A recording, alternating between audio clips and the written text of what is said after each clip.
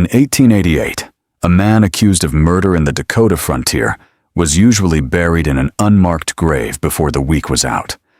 But on a blistering Friday in September, Gerald Howell, a man they called the feral tailor of Black Hollow, was purchased for the price of a homestead's final insult. He stood 6 feet 2 inches, shackled to a bench, with hands that the town swore had strangled a business partner in cold blood. They bet he'd butcher his buyer before the moon rose. They were wrong. But the woman who paid $50 for his freedom didn't just buy protection. She bought a reckoning. This is the true untold story of Debra Hunt and the beast who mended her dress by firelight. September 17th, 1888. Black Hollow, Dakota Territory. The dust in Black Hollow had a way of coating everything. The wooden storefronts, the horses tied to posts, to mend the souls of anyone foolish enough to stay. But it wasn't the grit in the air that made the small crowd gathered outside the marshal's office lean back on their heels. It was the man chained to the iron bench. Gerald Howell didn't look like a man who should be in chains. He looked like the chains were holding back something the town wasn't ready to face. He was broad-shouldered and barrel-chested, his frame wrapped in a filthy brown canvas coat that hung open despite the heat. Beneath it, a dark shirt clung to him, soaked through with sweat and grime. A thick, gray knitted scarf, absurdly out of place in the late summer heat, was wound around his neck like a noose he'd chosen for himself.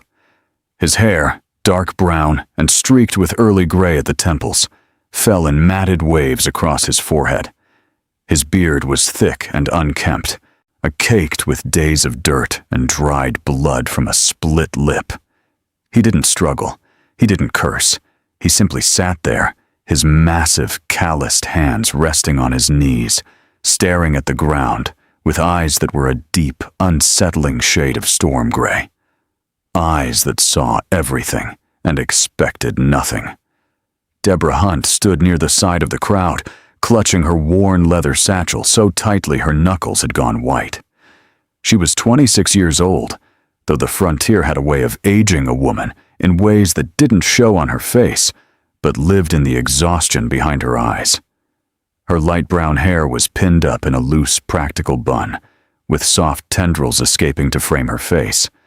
She wore a dusky pink dress, her best one, the one with delicate floral embroidery along the bodice that she'd stitched herself by candlelight.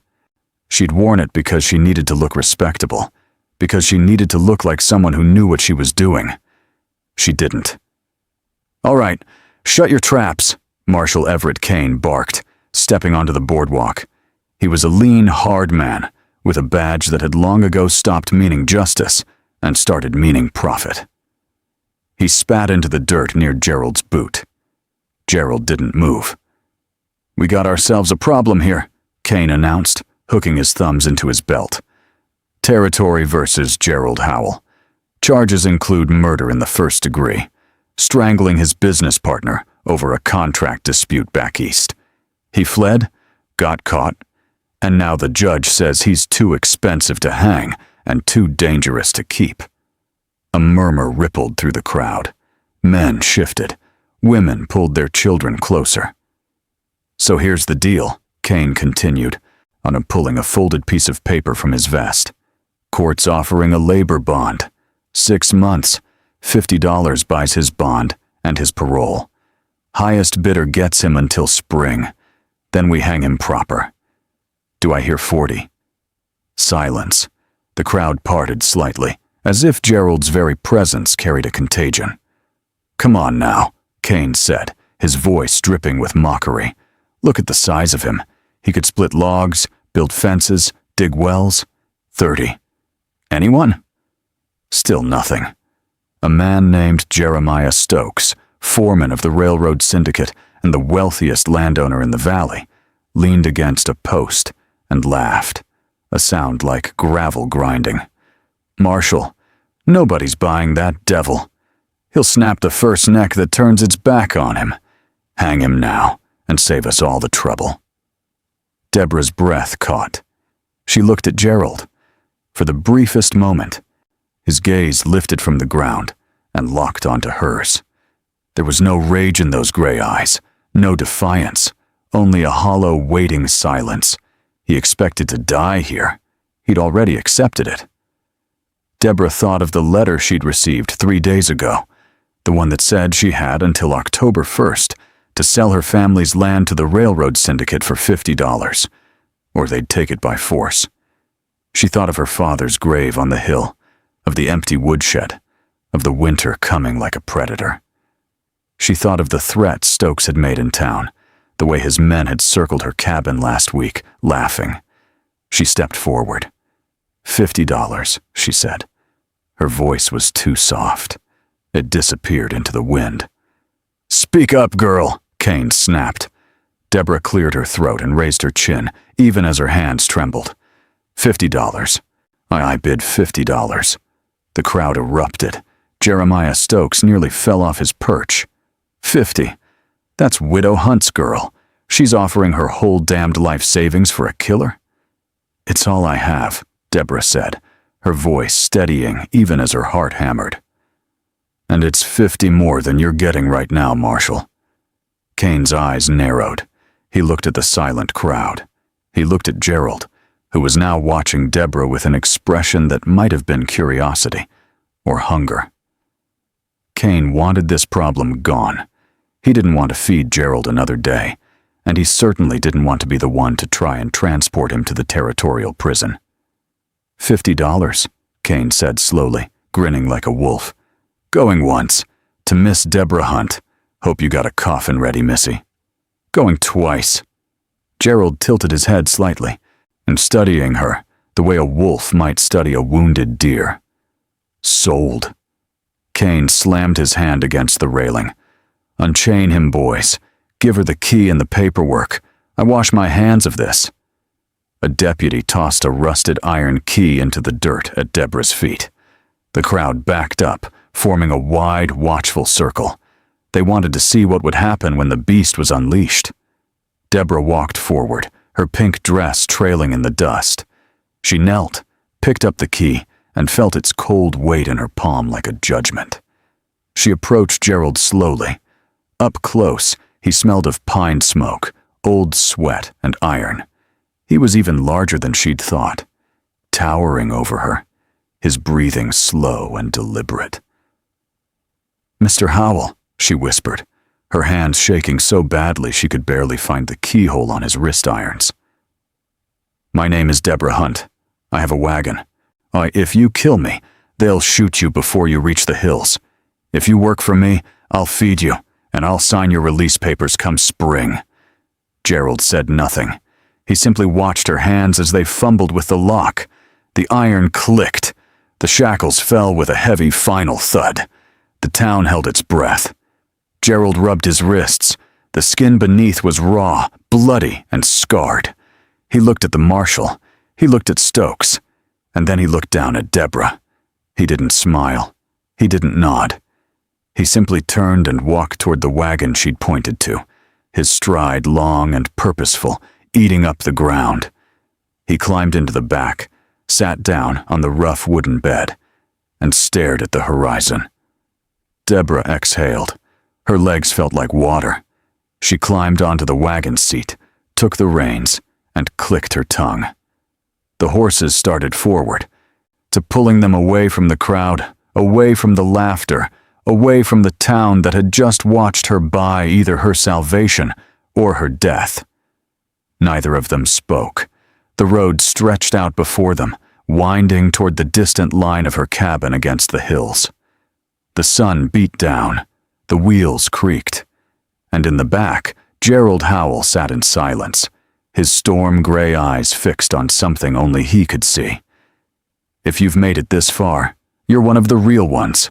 I truly appreciate you watching. Tell me where you're watching from. I'd really love to say hello to you. And if you're still here right now, comment, 'I'm still here,' so I can see my loyal viewers." Now, you won't believe what happens next in this story. The wagon ride back to Debra's cabin stretched out like a sentence with no end. The wheels groaned over the rutted road, and the horses, an aging mare named Rosie and a sway-backed gelding called Dust, plodded forward with the resigned patience of animals who knew their owner couldn't afford better. Debra kept her eyes fixed on the horizon, her hands tight on the reins, her spine rigid. Behind her, Gerald Howell sat in silence, his massive frame motionless except for the slight sway as the wagon lurched over uneven ground. She wanted to turn around. She wanted to see if he was watching her, if his hands were inching toward the edge of the wagon bed, if his eyes held murder or resignation. But she didn't. Turning around would show fear, and fear, her father had always said, was blood in the water. The sun hung low and angry in the western sky by the time the cabin came into view. It wasn't much, a single-room structure with a stone chimney, a lean-to for the horses, and a small vegetable garden that had seen better days. The fence around the property sagged in places, the wood gray and splintered, but it was hers. It had been her father's, and his father's before that, and she'd be damned if the railroad syndicate took it for $50 and a forged deed. Debra pulled the wagon to a stop near the lean-to. For a long moment, neither of them moved. Then she climbed down, her legs shaky, and turned to face him. Gerald was already standing in the wagon bed, looking down at her. Up close, in the failing light, he looked even more dangerous. His gray eyes were unreadable, his expression carved from stone. "The horses need water," Debra said, her voice steadier than she felt. "There's a trough by the lean-to. After that, you can sleep in the barn. There's hay and blankets." Gerald stepped down from the wagon with surprising grace for a man his size. He stood there, towering over her, and for a terrible moment Debra thought he might speak, or worse, move toward her. Instead, he walked past her to the horses and began unhitching them with hands that moved with practiced efficiency. He led them to the trough, murmuring something too low for her to hear, and waited while they drank. Debra watched him from the porch, her hand resting on the cold iron of the rifle she'd propped against the doorframe. He didn't look at her. He didn't try to run. He simply tended to the animals as if this were the most natural thing in the world, as if he hadn't just been bought like livestock, as if tomorrow he might not wake with a noose around his neck. When the horses were settled in the lean-to, Gerald turned and walked toward the barn without a word. The door creaked open, then shut. Darkness swallowed him.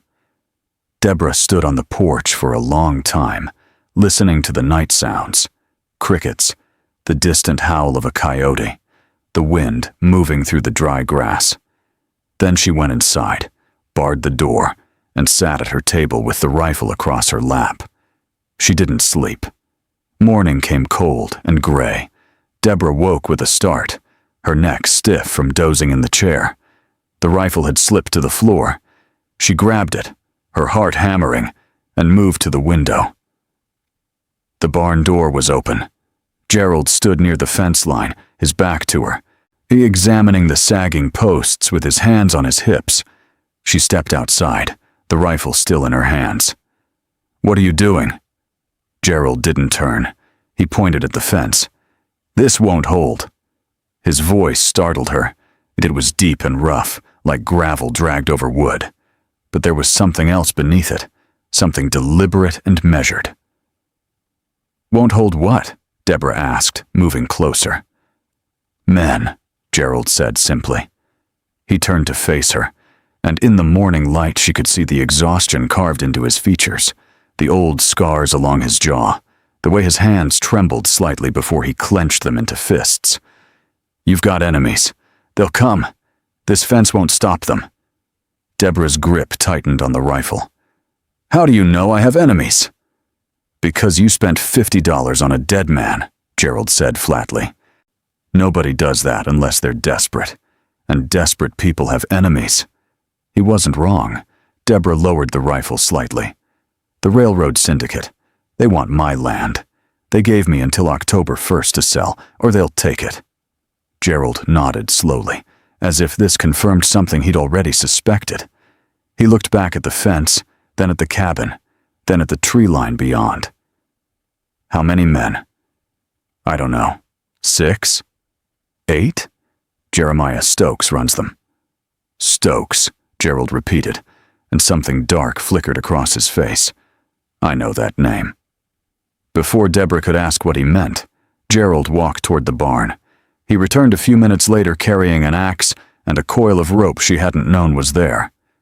He moved to the fence and began working, pulling out rotted posts, digging new holes, resetting the wood with brutal efficiency. And he didn't ask permission. He simply worked. Debra watched him for a long moment, then set the rifle down and went to help. They spent the next 3 days fortifying the cabin. Gerald worked from dawn until dusk, speaking only when necessary. He reinforced the fence, repaired the barn door, and fashioned shutters for the windows from scrap wood. He moved with a quiet, methodical focus that reminded Debra of a craftsman, someone who understood angles and weight and how things fit together. His hands, despite their size and the scars that covered them, worked with surprising precision. On the 4th morning, Debra rode into town for supplies. She needed flour, salt, and ammunition. Gerald stayed behind, insisting without words that she shouldn't go alone, but accepting her refusal with a slight nod.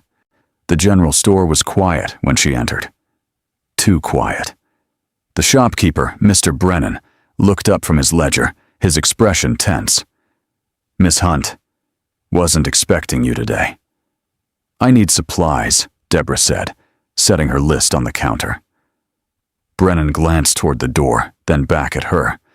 You should leave. Now. Before she could ask why, the door swung open. 3 men stepped inside, Syndicate men. She recognized them immediately. The one in front was named Cully, a thick-necked brute, with a scar running from his temple to his jaw. Behind him were 2 others she didn't know, both armed. Well, Cully said, grinning. If it isn't the seamstress, heard you bought yourself a pet. Debra's heart slammed against her ribs, but she kept her voice steady. I'm here for supplies, that's all. That's all, Cully repeated mockingly. He stepped closer, close enough that she could smell the whiskey on his breath. Mr. Stokes wants to remind you that October 1st is coming real soon. He's a patient man, Miss Hunt, but his patience has limits. Tell Mr. Stokes I'm not selling. Cully's grin widened. That's a shame, because accidents happen out here on the frontier. Fires, wild animals, men who don't know when to mind their own business. He leaned in. Especially men like Gerald Howell. The door opened again. Gerald filled the frame. He didn't speak. He simply stood there, his coat hanging open, his gray eyes fixed on Cully with the cold focus of a predator. The temperature in the room seemed to drop. Cully straightened, his hand moving toward the gun at his hip. This doesn't concern you, Taylor. Gerald stepped inside. The floorboards creaked under his weight. It does now. One of the men behind Cully drew his pistol. Gerald moved. It happened so fast Debra barely registered it. One moment he was standing near the door. The next, he had the man's wrist locked in his massive hand, twisting it up and back until the gun clattered to the floor and the man screamed. Gerald released him, and the man stumbled backward, cradling his arm. Cully reached for his own weapon. Gerald caught his wrist mid-draw, his grip like iron. Don't. For a long, tense moment, the 2 men stared at each other. Then Gerald released him, stepped back, and gestured toward the door. Leave. Cully's face flushed with rage, but he knew when he was outmatched. He spat on the floor, grabbed his men, and shoved them toward the exit. At the threshold, he turned back. You just signed your death warrant, Howell. Both of you. The door slammed shut. Debra realized she'd been holding her breath. She exhaled slowly, her hands shaking. Gerald picked up the dropped pistol, checked the chamber, and set it on the counter. Then he looked at Mr. Brennan. She needs supplies. Brennan nodded quickly, and began gathering items from the shelves.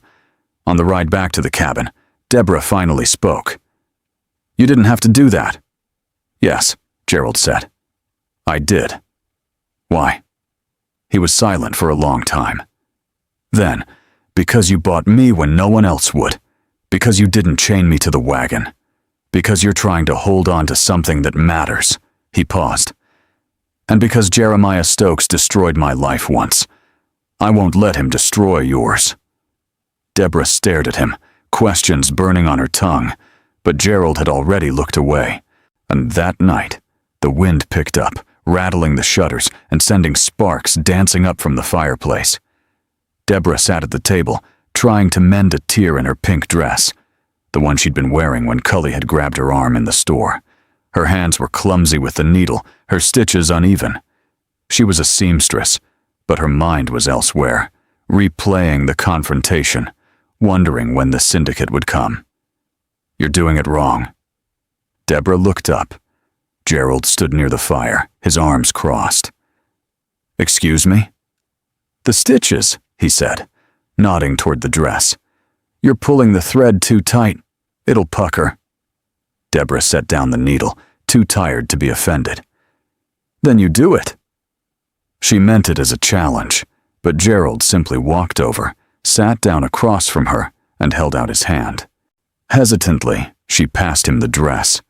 He examined the tear, running his calloused fingers over the delicate floral embroidery. Then he picked up the needle and thread.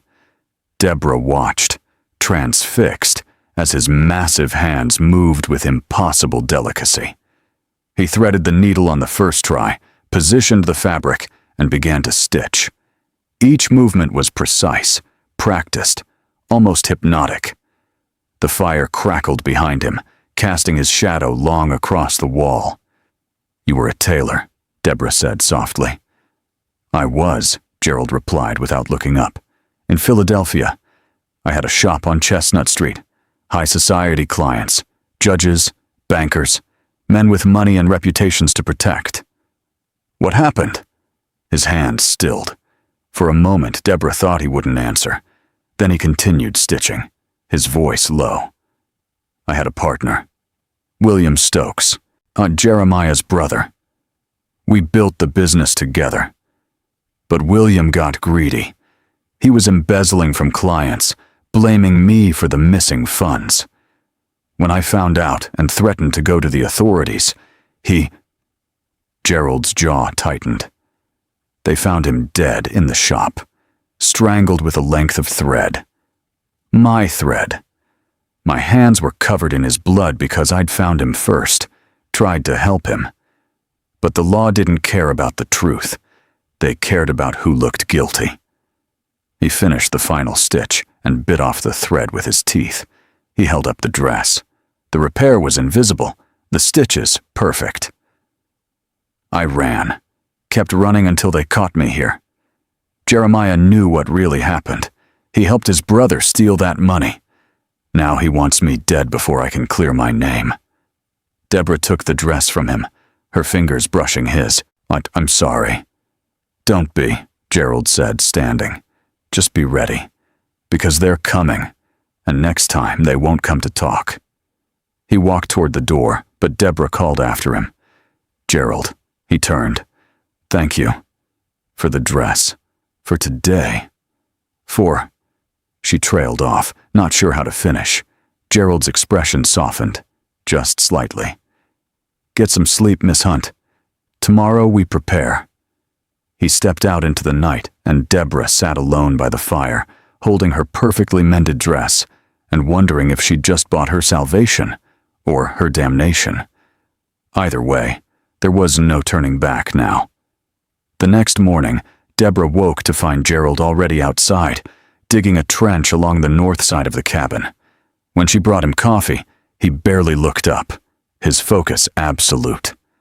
She'd never seen anyone work like this, methodical, relentless, and as if he were building something that had to withstand the end of the world.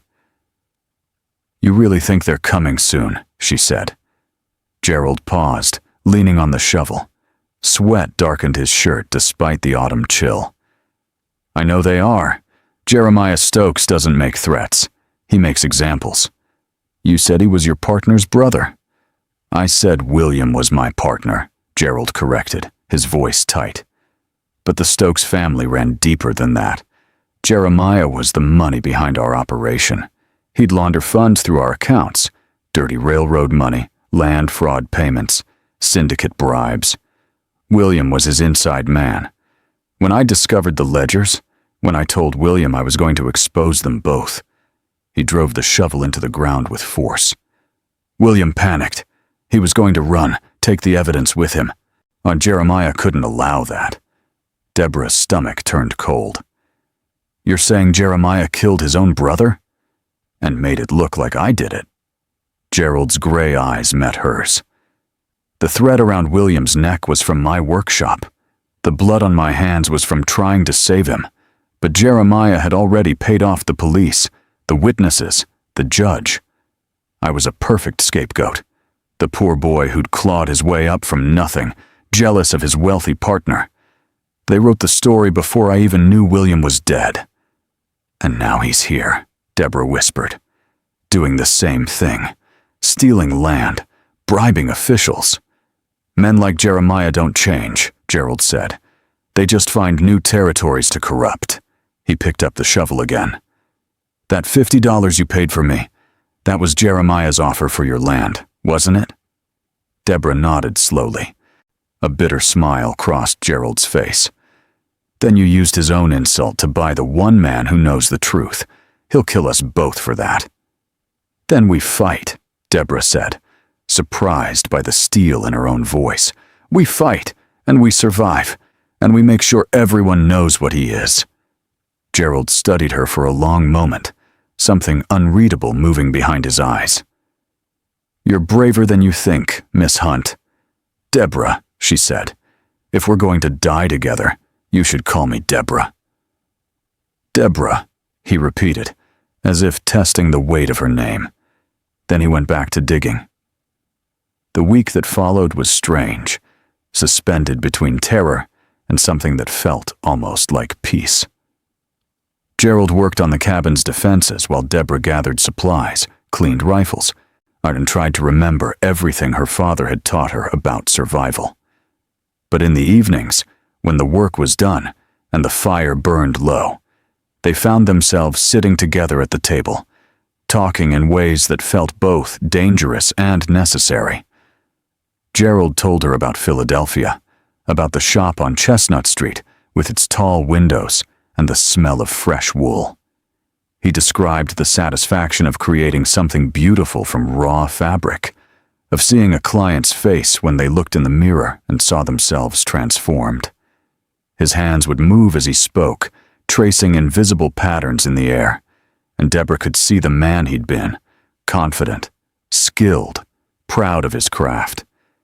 She told him about her father, about learning to sew by candlelight while he read from worn books, about the day they'd stood on this land, and he'd promised it would be hers forever. She told him about the loneliness of the frontier, the weight of being a woman alone, the quiet terror of knowing that safety was always conditional. I'm afraid, she admitted one night, the words escaping before she could stop them. I'm afraid they'll come and I'll freeze, that I'll be too weak to do what needs doing. Gerald looked at her across the table, the firelight casting shadows across his weathered face. Courage isn't the absence of fear. It's acting despite it. You've already proven you have that. You walked into that jail and bought a killer's freedom. That took more courage than most men will show in their entire lives. I didn't buy a killer, Debra said softly. I bought a tailor. Something shifted in Gerald's expression, a crack in the stone, a glimpse of the man beneath the armor. He reached across the table, and after a moment's hesitation, she took his hand. His palm was rough, scarred, impossibly warm.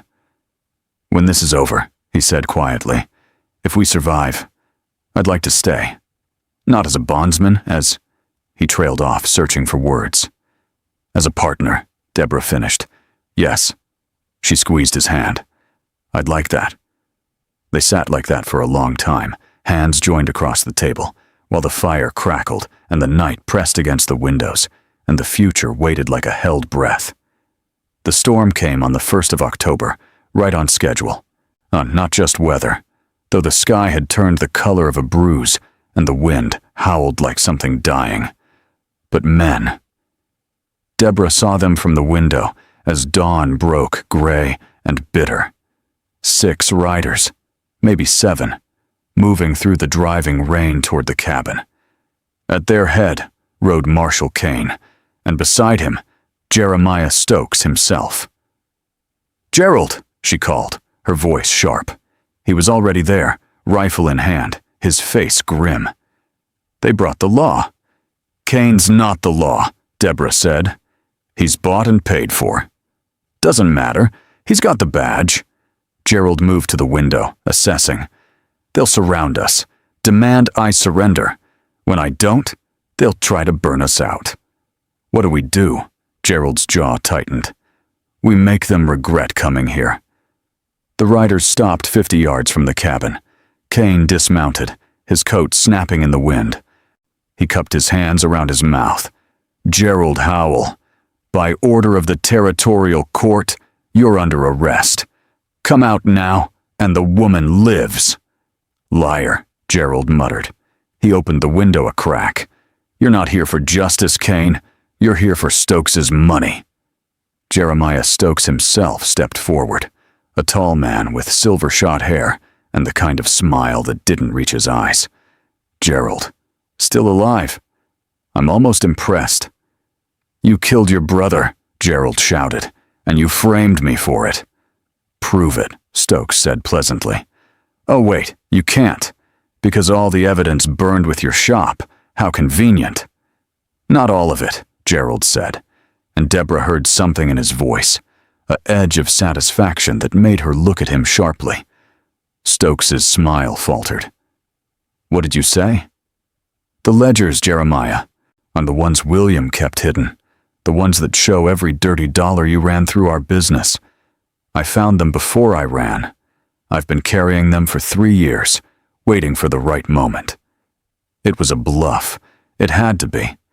Debra had seen everything Gerald owned, the clothes on his back, the few possessions in his saddlebag. There were no ledgers. But Jeremiah Stokes didn't know that.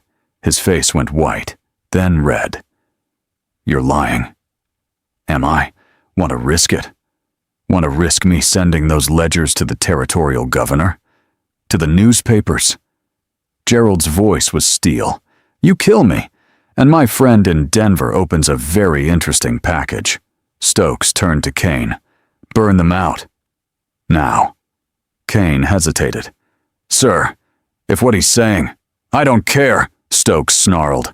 "Burn the cabin and everyone in it. Do it." The men moved forward, went torches in hand despite the rain. Gerald slammed the window shut and turned to Debra. "The root cellar. Can you get to it from inside?" "Yes, but—" "Do it. Take the rifles and ammunition. When they try to come in through the front, I'll fall back. We'll trap them between floors." "Gerald, there are too many. Trust me," he said, and kissed her forehead. "Go. Now." Debra grabbed what she could and ran for the cellar hatch. Behind her, she heard the crash of glass, the whoosh of flames catching. Smoke began to fill the cabin. She dropped into the darkness below, her heart hammering, and heard Gerald's footsteps overhead, heavy and deliberate. The Syndicate men broke through the front door with a splintering crash. Debra heard shouting, gunshots, the thud of bodies hitting the floor, then Gerald's voice roaring, "Come on, then! Come get the feral beast!" She climbed back up through the hatch just as Gerald came down the ladder, bleeding from a cut on his arm but grinning like a wolf. "They think I'm cornered up there. When they come down to confirm the kill—" The first man dropped through the hatch above them. Gerald was on him instantly, using the butt of his rifle to knock him cold. The second man got a shot off that went wide. Debra fired from the shadows, and the man went down screaming, clutching his leg. Above them, Kane's voice, "Forget the cabin. Get to the root cellar." "Time to move," Gerald said. He grabbed the pair of handcuffs that still hung from his belt, the ones from the jail, and snapped them around the wrist of one unconscious Syndicate man and the exposed pipe near the ceiling. "This way." They burst out through the storm cellar's exterior door just as 3 more men rounded the corner. Gerald threw himself at them, a controlled violence that was somehow more terrifying than rage. He broke one man's nose with his elbow, kicked another's knee backwards, and caught the third in a chokehold that left him gasping in the mud. Kane appeared, pistol raised, but Gerald moved faster. He grabbed the marshal's wrist, twisted, and used the man's own momentum to slam him face first into the cabin wall. The gun fell. Gerald caught it. "Enough!" Jeremiah Stokes stood in the center of the yard, his own rifle trained on Debra. "Drop it, Howell, or I shoot her." Gerald froze. "That's better," Stokes said. "Now step away." "You won't kill her," Gerald said. "You need this land clean. No murder charges, no complications. Just a convenient accident." "I'll take my chances." Stokes's finger moved to the trigger. Debra acted without thinking. She grabbed the burning timber that had fallen near her feet and threw it straight at Stokes's face. He recoiled, the shot going wild, and Gerald was on him in 3 strides. The rifle flew from Stokes's hands. Gerald grabbed him by the collar and slammed him against the fence. "Where are they?" Gerald growled. "The ledgers, William's copies. Where did he hide them?" I destroyed them, liar!" Gerald shook him hard. "William was smarter than you. He kept insurance." "Where?" Stokes's face crumpled. "The bank. Philadelphia First Trust. Safe deposit box 247. But you'll never—" "That's all I needed to hear." Gerald looked at Kane, who was struggling to stand. "You getting this, Marshal? Confession to murder, fraud, and conspiracy in front of witnesses." The remaining Syndicate men were on their knees, hands raised. The fight had gone out of them. Kane looked at Stokes, then at Gerald, and slowly nodded. "I'll need that in writing." "You'll get it," Gerald said. He pulled Stokes toward the cabin. "And you're going to write it yourself, Jeremiah, every detail. Or I'll make sure that safe deposit box gets opened, and every newspaper from here to Washington knows exactly what the Stokes family has been doing." The territorial governor's investigator arrived 2 weeks later. By then, Jeremiah Stokes had signed a full confession. The Syndicate had been dismantled, and Marshal Kane had been stripped of his badge and arrested as an accessory. The Philadelphia police sent a telegraph confirming that the ledgers had been recovered from the bank and matched Stokes's confession exactly. Gerald Howell's name was officially cleared. Debra stood on the porch of the rebuilt cabin. New shutters, reinforced walls, a fresh coat of paint, and watched the investigator's wagon disappear down the road. Behind her, Gerald emerged, carrying 2 cups of coffee. He handed her one and stood beside her, close enough that their shoulders touched. "Free man," she said. "Free man," he agreed. Strange feeling. "What will you do now?" Gerald looked at her, his storm-gray eyes warm in the afternoon light. "I thought I might open a shop, if the owner of this property would be willing to rent me some space." Debra smiled. "I think that could be arranged. What kind of shop?" "Tailoring," Gerald said. "Or custom work. Fine garments for the frontier. I hear there's a skilled seamstress in the area who might be interested in a partnership." "A partnership?" Debra repeated, her smile widening. "Business or personal?" "Both," Gerald said. He set down his coffee and took her hands in his. "If you'll have me, not as a bondsman or a hired gun, as your equal, your partner in everything." Debra looked at their joined hands, his scarred and calloused, hers small but strong, and thought about the journey that had brought them here. $50, a desperate gamble, a wanted poster, and a man the town called feral. "I'll have you," she said. but only if you promise to keep mending my dresses." Gerald laughed, a deep, genuine sound she'd never heard from him before. "That's a promise I can keep." He pulled her close, and they stood there on the porch, wrapped in each other's arms while the autumn sun painted the mountains gold. Inside the cabin, on the table, lay the papers that proved his innocence. Beside them sat the crumpled wanted poster, now torn in half, and a spool of pink thread. The winter would come soon, but they would face it together. A tailor and a seamstress, a partnership forged in fire and stitched with hope. And when spring arrived, they would open their shop, and the sign above the door would read, "Howell and Hunt, fine tailoring, custom work, no chains required." They were free. They were home. And they were, at last, exactly where they belonged.